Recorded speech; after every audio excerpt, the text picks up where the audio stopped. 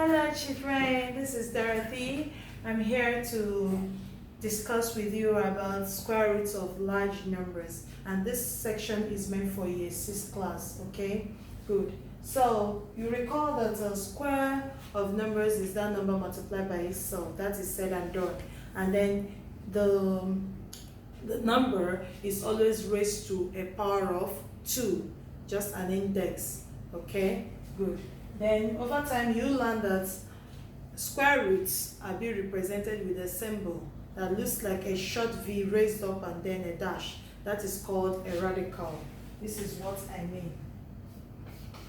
Okay, this is called a radical. And then the number inside it is known as a radicand. Okay, in case you hear it somewhere else, where someone might tell you to find the root of the radicand, so you will not be confused. The person is just talking about finding square roots. And then in layman's language, square roots just mean the root number of that bigger number. Okay, getting to the root of it, just like a tree, you see very big, then the root is inside. So you are finding the root number of that big number that everybody is watching or looking at. Okay, good. So another one is that recall the square root of a number is that number which, when multiplied by itself, gives the square number.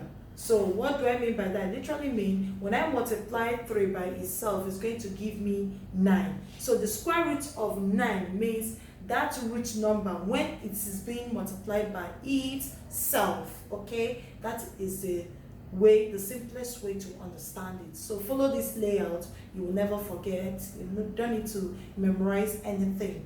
Good.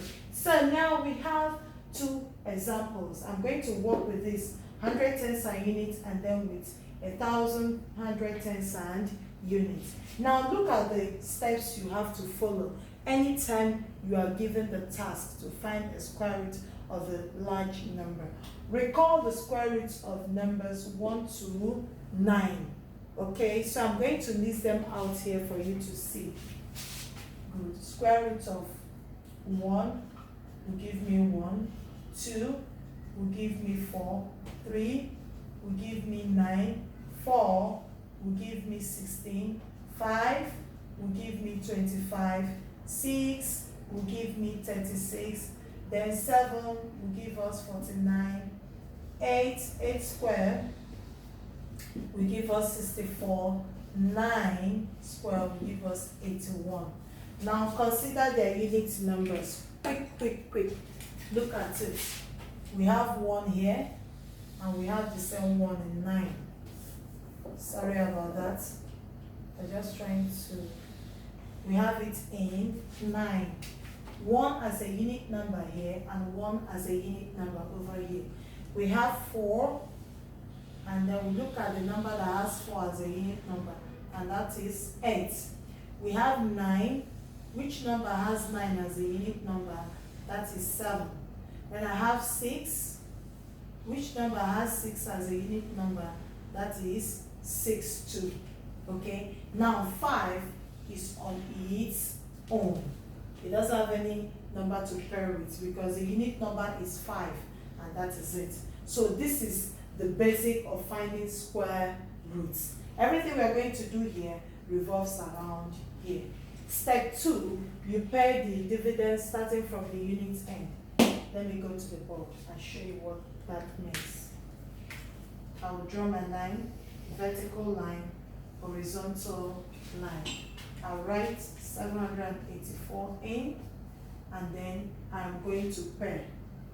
Starting from the unit end, 4 and 8 are together. Then 7 is on its own now. So I'm going to start what? To divide the numbers according to the pairs. So I'm going to start from 7. Okay? Starting from your left hand side. So watch it. 7 is between 4 and 9. And then the root number for 4 that we see here is 2 squared. And the root number for 9 is 3 squared. So we're going to choose the smaller root, which is 2. As my quotient, 2 up here as the quotient, and then 2 as a divisor. 2 times 2, 4. you minus. Take it step by step. 7 take away 4 will give you 3. Then you bring down the next pair, 8 and 4. This is what I did. You bring down this pair, down. Now, you are going to be dealing with another set. But how do I deal with this? See what will happen. I'm going to add these two together. 2 plus 2. 2 plus 2 will give me what? 4. Then there is a number that I should add here. If I add it here, it will complete this 4. Then when I multiply it with that same number, it will give me a number that will be 384. How do I know that? I'll consider this unit end. The unit end plays a very important role in finding square roots. This unit end, I'll go to my scale. What are the numbers that have their unit numbers as their perfect squares as 4 and their unit numbers is 2. 2 square will give you 4. 8 square will give you 64. So we are going to be dealing with numbers 2 and 8, these root numbers. So I'm going to substitute 2 here. Now 2 times 42. 2 times 2 will give me what? 4. 2 times 4, 8. Now 84 is quite small. It's very, very small. It's very low. So I'm not going to use it. So I'm going to clean it and I'll substitute it with what? 8. And I'll multiply by 8. So I'll clean these 2. 2 is out of the game. Now let's play with 8. 8 times 8 will give you 64. You carry 6. 8 times 4 will give you 32. 32 plus 6, 32 in your mind, 6 on your finger. When you add, you get 38. So you found out that 8 was the right number. So I'm going to clean all of this. Make sure you do this in your counting jotter, not on your working space. Get a counting jotter to this. I did this because there's no working area for me. Okay, so I'm going to substitute it with 8 as the divisor and 8 as the quotient. 8 times 48 gave us 384. Now 384 minus 384 will give you what? 0. So the square root, I'm going to use this. You know this is therefore. Therefore, square root of 784 is equal to what? 28. And that is the answer. Then we go to this part. We have it to be like this. Draw your vertical line, horizontal line. We have 2,116. What did I say? You pair. You pair 16, 1 and 6, 16, and then 21 on the spoon. We're going to first of all solve the first pair by the left. Now 21, go back to your scale. 21 can be found between perfect squares 16 and 15. And we're going to choose the smallest of the root numbers, which is 4. Okay. As my quotient and as my divisor. 4 times 4 will give me what? 16. I'll take away. 21 minus 16 will give you what? 5. Hope you know that. You borrow 1. 11 take away 6 is 5. Now I'm going to bring down this 16. 1 with 6. It becomes 516. Now, how am I going to get the divisor for this particular number? It's very simple. I will add this one up. 4 plus 4. That was what I did. 2 plus 2. That gave me 4. So here, 4 plus 4 will give you what? 8. I'll write my 8 over here. Now, there should be a number that when I pair it with 8 and I use it to divide this particular number, I'll get a number, a quotient. If I multiply that number with that number I use here, I should get this one back.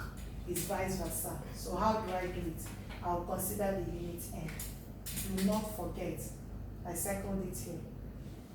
6. I'll go to the board. What are the perfect squares that have 6 as their unit numbers? I have the perfect square for 4, which is 16, and I have another one, 36, which is for 6. So I'm going to walk around the root numbers 4 for 16, and then the other one gave us 36, which is 6. What a coincidence. 6 squared, 36, 6, 6. So let's leave it that way. So now substituting 4, let's start with the smallest. That was what I did here before. Multiplied by still the same 4. 4 times 4 will give you what? 16. Carry 1. 4 times 8 will give you what? 32. 32 plus 1, 33. So it is not it. Children, compare. You see it? It's not going to be the same. They do not sound. Okay? So being the last part of this division is a no-no. So you clean it. You clean it. And then you clean the products. Then you consider 6. I fill with 6. And then I'm going to multiply with 6. Now 6 times 6, 36. Carry 3. 6 times 8 will give you 48. 48 plus 3 will give you 51. So now 6 is that number. That when I fill it here and then multiply it up together with making it 86 and multiply by 6, it will give me 516. So I've gotten the number I'm looking for. Remember, the trick was that I tried to identify this unit number and I went to the scale to look for the perfect squares that have what? 6 as their unit numbers. So the root numbers were 4 and 6. I compared. So I'm going to clean it now. So the next step, I'll fill that number that I've guessed with, which is 6. Now I will say 6 times 86 will give me 516. 516 minus 516 will give you what? 0.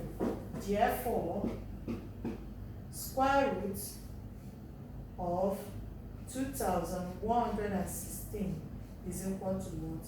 46. Any question? So at home, I'm going to give you what to do. For your tasks at home, your homework, try to do this by yourself. Okay? Find the square roots.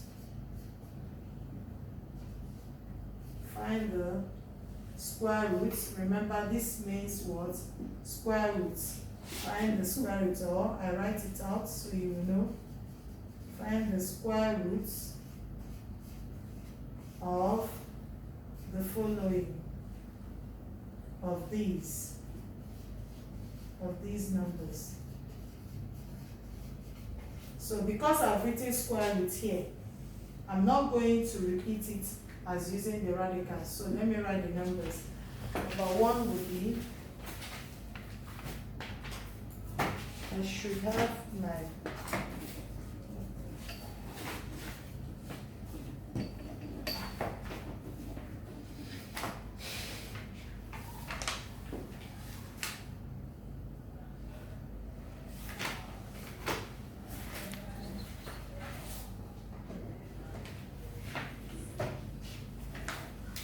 Alright, so let's look at it. That is on page 65 of your textbook. In case you don't have it, so let me copy that for you.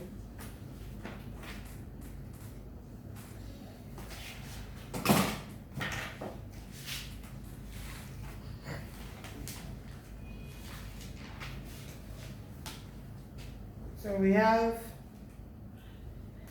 them to be this.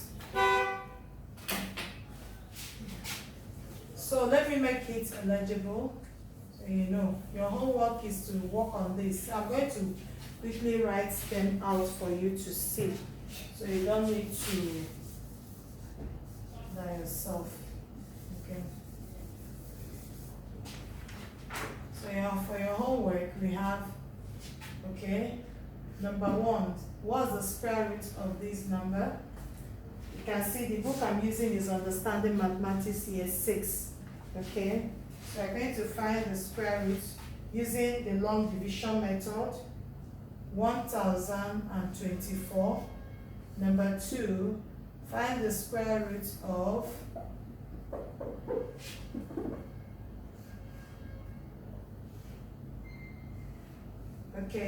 I'm going to find the square root of 4761 Number 3 is going to be very simple. Square root of 324.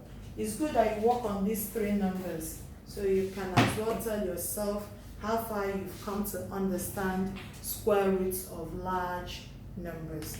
Then you can as well, all I say now, you can on your own try to solve as many questions as possible and add to this, okay? When you submit it to me, in fact, I will appraise you for doing so.